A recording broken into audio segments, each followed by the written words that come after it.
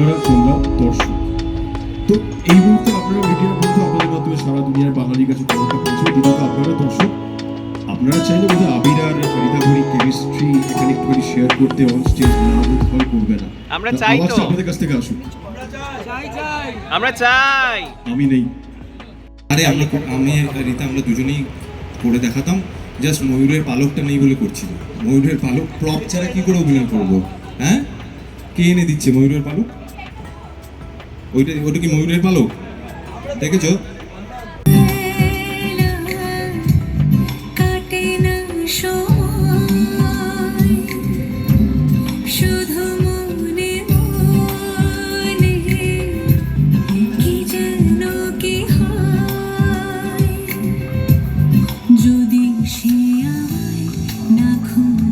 একই সঙ্গে সহজ, একই সঙ্গে কঠিন। কারণ কাজটা যদি খুবই সহজ হয়, আমার মনে হয় না ও খুশি হবে, আমিও খুশি হব। মানে কোনোভাবে নিজেকেও চ্যালেঞ্জ করতে পারলাম না একজন অভিনেতা বা অভিনেত্রী হিসেবে, সেটা আমরা কেউই চাই। সহজ ইন দ্য সেন্স যে আমি ভীষণভাবে বিশ্বাস করি যে বিশেষ করে পর্দার অভিনয় বা যে কোনো ধরনের অভিনয় সহ অভিনেতা বা অভিনেত্রীর ওপর অনেকটা ডিপেন্ড করে। আমি ভীষণভাবে সেটা বিশ্বাস করি। কাজেই সেই আন্ডারস্ট্যান্ডিং বা সেই স্পেস বা সেই কমফর্ট জোনটা থাকলে অন্যান্য দিকে তখন আর মনোনিবেশ করতে না, তখন শুধুই চরিত্র কী হবে এবং একটা বোঝাপড়ার মধ্যে দিয়ে চলতে থাকে যে আচ্ছা অনেক সময় এরকম হয়, হয়তো আমি ওকে সাজেশন দিয়েছি, অনেক সময় এরকম হয় যে আমি ওর কাছ থেকে সাজেশন চেয়েছি, কী মনে হচ্ছে বল, বা ও নিজে বলছে এটা এরকম করে করলে হয় না। সো সেটা আমার মনে হয় ইটস এ ভেরি হেলদি। কিন্তু আমি তোমার নিজে অ্যাগেন এটা আমার পার্সোনাল অবজারভেশন ফাটাফাটি করে এই ছবির ক্ষেত্রে যে তোমার আর আমার অফ স্ক্রিন কমফর্ট জোনটা অ্যাজ অ্যাক্টার্স ওই জায়গায় চলে গেছে যেখানে সিনে যদি আমি এমন কিছু একটা করি যেটা আমরা আগে আলোচনা করিনি, immediately he knows what to do, মানে কি করে চরিত্রটা সেখানে অ্যাক্ট করবে। ঠিক আছে, সেখানে কখনোই মানে চমকে যাওয়াটা উল্টোটাও একদম শর্টের মধ্যেও যদি আমি তোমার কানে কানে কিছু বলে দেয় এবার কিন্তু আমি ঝট করে তুলে নিতে পারি, বিকজ আমার মনে হয় আমাদের ওই ইকুয়েশনটা খুব মানে টিউনিংটা খুব ভালো হয়ে গেছে।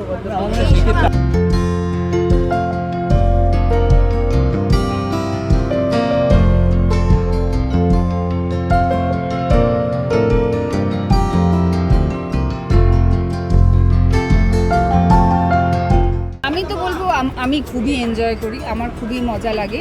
অবভিয়াসলি মানে আবিরদা সেরকম অভিনেতা যার সাথে জুটি তৈরি করে একটা নতুন কেমিস্ট্রি তৈরি করাতে সেই মজাটা রয়েছে, বিকজ যতটা এফোর্ট আমি দিতে পছন্দ করি একটা ছবি একটা চরিত্র, যতটা লেয়ারে ঢুকে ভাবি, আমি দেখেছি আবিরদা ঠিক ততটাই ভাবে, বরং তার থেকে অনেক বেশি ভাবে। তো ওই জন্য আমরা যখন ফ্লোরে একটা ওই যেরকম ফাটাফাটিতে ছিল একটা অনেক দিন ধরে বিয়ে হয়ে গেছে সংসার করছে এরকম দম্পতি, এই ছবিটার ক্ষেত্রে যেরকম ছিল নবদম্পতি, দুটোর কেমিস্ট্রি তো এক হতে পারে না, দুটোর কেমিস্ট্রি আলাদা।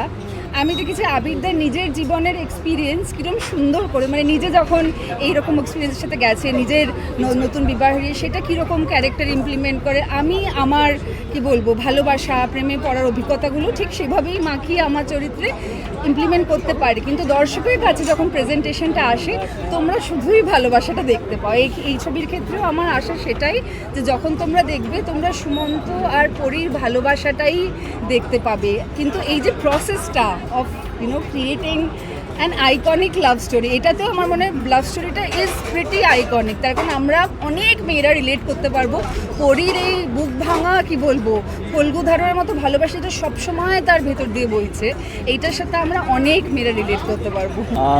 হ্যাঁ, যেটা একটু আগে রীতাও বলছিল যে এই যে গানটা, যদিও আমাদের এই সিনেমাটা সময়কাল মিড-90s লেট 90s সেই সময়টা, কিন্তু এই ছবিটায় বিশেষ করে এই গানে যেভাবে প্রজেক্ট করা হয়েছে, আমরা একটু ওল্ড ক্লাসিক্যাল ছবিতে এইভাবে নায়িকাদের দেখেছি, এবং এই গানটার মধ্যে যেরকম একটা অপেক্ষা আছে সেরকম কিন্তু ওই যেটা এক্ষুনি তো সেটা বলা উচিত নয়, সম্ভব নয় যে পরীর চরিত্রে কী কী শেখা ছিল, কিন্তু একটা জিনিস বোঝা যায় যে অপেক্ষার সঙ্গে সঙ্গে কোথাও গিয়ে হয়তো একটা আশঙ্কা বা কখন মানে সবটাই আছে, সেটা আমার মনে হয় সেটার অভিনয়ের গুণেও প্রকাশ করেছে, এবং যেভাবে গানটাকে পিকচারাইজ করা হয়েছে সেটাই আমরা এই সুমন্ত এবং পরীর একটা ওদের যৌথ জীবনের একটা অংশ দেখতে পাচ্ছি, বাকিটা ছবিতে দেখতে পাবো। এবং আমি যেটা বারবারই বলছি যে ওদের দুজনের ব্যক্তিগত জীবনের যে চলনটা, যে জার্নিটা, সেটা কিন্তু মূল যে ঘটনাটা সেটাকেও সমানভাবে প্রভাবিত করছে।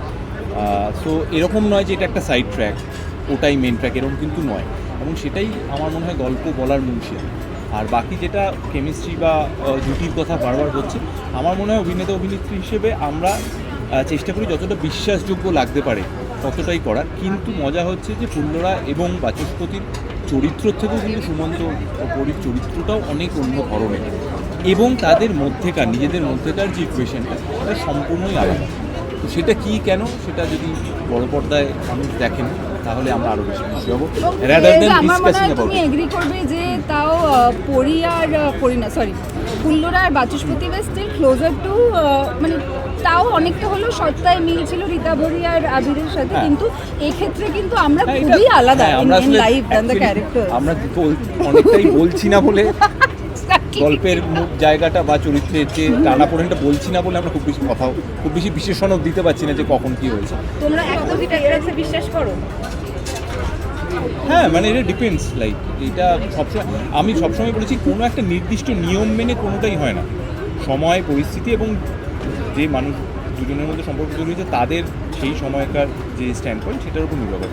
এরকম নয় যে only opposite attract or similar, কখনোই তাদের অ্যাট্রাকশন হয়, ডিপেন্ডস।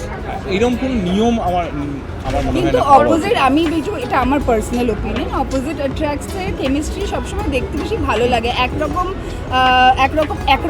মানসিকতা এবং এক ধরনের মানুষকে প্রেম করতে আমি ছবির থেকে রিয়েল লাইফে অনেক বেশি দেখি এবং তাদের ভাই বোনের মতো লাগে। It's a fact. They talk the same, watch the same things, are the same, but ওইটাই চিরকালই একটা আমার ওই রকমই একটু ভালো লাগে। কি বলবো, একটু দুজনে যদি একটু আদিত্য গীত ইজ সামথিং আই লাইক, ওই রকম কেমিস্ট্রি, বা প্রীতি বোমানে যেরকম রিচার্ড গিয়ার আর জুলিয়ার অবস্থা দুরকম ওরকম।